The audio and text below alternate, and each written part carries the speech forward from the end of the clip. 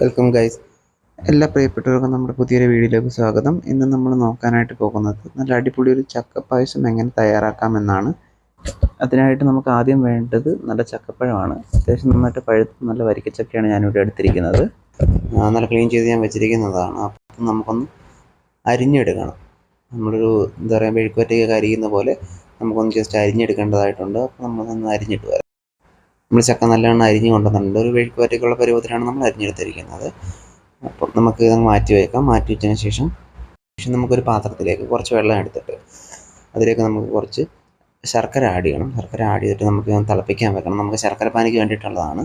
അതിലേക്ക് നമ്മൾ എടുത്തിരിക്കുന്നത് ഒരു ഉരുണ്ട ശർക്കര, ഏകദേശം ഒരു ഉരുണ്ട അടുത്താണ് നമ്മൾ എടുത്തിരിക്കുന്നത്. ശർക്കര ഒരു 300 to 400 ഗ്രാം ശർക്കരയാണ് നമ്മൾ എടുത്തിട്ടുള്ളത്. അത് നമ്മളൊന്ന് വെച്ചിട്ട് നമുക്കൊന്ന് തിളപ്പിക്കാനാക്കിയിട്ട് വെക്കാം. ശർക്കരപ്പാനി അവിടെ നിന്ന് തിളക്കട്ടെ. ആ ടൈം കൊണ്ട് നമുക്ക് ബാക്കി വേണ്ട സാധനങ്ങൾ എടുക്കാം. അതിനായിട്ട് നമ്മളൊരു 8-10 ഏലക്കയാണ് എടുത്തിട്ടുള്ളത്. അതുകൂടാണ്ട് ആവശ്യമുള്ള അണ്ടിപ്പരിപ്പ് എടുത്തിട്ടുണ്ട്, ആവശ്യമുള്ള മുന്തിരി എടുത്തിട്ടുണ്ട്. അതിനുശേഷം ഏലക്ക ജസ്റ്റ് ഒന്ന് ക്രഷ് ചെയ്തെടുക്കുക. മിക്സിയിലിട്ടൊന്ന് ക്രഷ് ചെയ്തെടുത്താലും മതിയോ. ഞാനിവിടെ ചതച്ചെടുക്കുകയാണ് ചെയ്തിട്ടുള്ളത്. അത്രയും എടുത്ത് മാറ്റി വെച്ചതിന് ശേഷം നമുക്ക് തയ്യാറാക്കാനായിട്ട് തുടങ്ങാം. അതിനായിട്ട് ഒരു ഉരുളിയാണ് ഞാനിവിടെ എടുത്തിരിക്കുന്നത്. അടികട്ടിലുള്ള ഒരു ഉരുളി എടുത്തിട്ട് അതിലേക്ക് അല്പം നെയ്യാണ് ഒഴിച്ചെടുക്കുന്നത്. ആദ്യം അല്പം നെയ്യ് ഒഴിച്ച് നന്നായിട്ടൊന്ന് ചൂടായി വരുന്ന സമയത്ത് നമുക്കതിലേക്ക് എടുത്തു വെച്ചിരുന്ന മുന്തിരി ഇട്ട് കൊടുക്കുക. ഒന്ന് കളറ് മാറിയൊരു ബ്രൗൺ കളറൊക്കെ ആവുന്ന വരെ നമുക്കൊന്ന് ജസ്റ്റ് നെയ്യിലിട്ടൊന്ന് ചൂടാക്കി എടുക്കണം. നമ്മുടെ മുന്തിരിയൊക്കെ ഏകദേശം ബ്രൗൺ കളറായി വന്നിട്ടുണ്ട്. നമുക്കിതൊന്ന് നെയ്യിൽ നിന്ന് കോരി മാറ്റാം. അടുത്തതായിട്ട് നമ്മൾ എടുത്തു വെച്ചിരുന്ന അണ്ടിപ്പരിപ്പ് ആ നെയ്യിലേക്ക് ആഡ് ചെയ്ത് കൊടുക്കുക. അതും ഒരു ബ്രൗൺ കളർ ആവുന്ന വരെ നമുക്കൊന്ന് ജസ്റ്റ് ചൂടാക്കി എടുക്കാം. അണ്ടിപ്പരിപ്പ് നല്ല ബ്രൗൺ കളറായിട്ട് നമ്മൾ വറുത്തെടുത്തിട്ടുണ്ട്. അതിനുശേഷം നമ്മൾ സ്വല്പം കൂടി നെയ്യ് ആഡ് ചെയ്ത് കൊടുക്കുന്നുണ്ട്. ചൂടായി വന്ന നെയ്യിലേക്ക് നമ്മൾ എടുത്ത് വെച്ചിരുന്ന ചക്ക, നമ്മൾ അരിഞ്ഞ് വെച്ചിരുന്ന ചക്കയാണ്, നമ്മൾ ചക്ക ആഡ് ചെയ്ത് കൊടുക്കുക. നന്നായിട്ടൊന്ന് വഴറ്റിയെടുക്കുക. ചക്ക നന്നായിട്ട് വഴണ്ട് വന്നിട്ടുണ്ട്. അപ്പോൾ നമുക്ക് അതിലേക്ക് നമ്മൾ എടുത്ത് വെച്ചിരുന്ന ശർക്കരപ്പാനി, നമുക്ക് ചൂടാക്കി തിളപ്പിച്ച് വെച്ചിരുന്ന ശർക്കരപ്പാനി നന്നായിട്ട് അരിച്ചതിന് ശേഷം ഒന്ന് ഒഴിച്ചു കൊടുക്കുക. അപ്പോൾ ശർക്കരപ്പാനി ഒഴിച്ചതിന് ശേഷം നന്നായിട്ടൊന്ന് ഇളക്കി മിക്സ് ചെയ്ത് കൊടുക്കുക.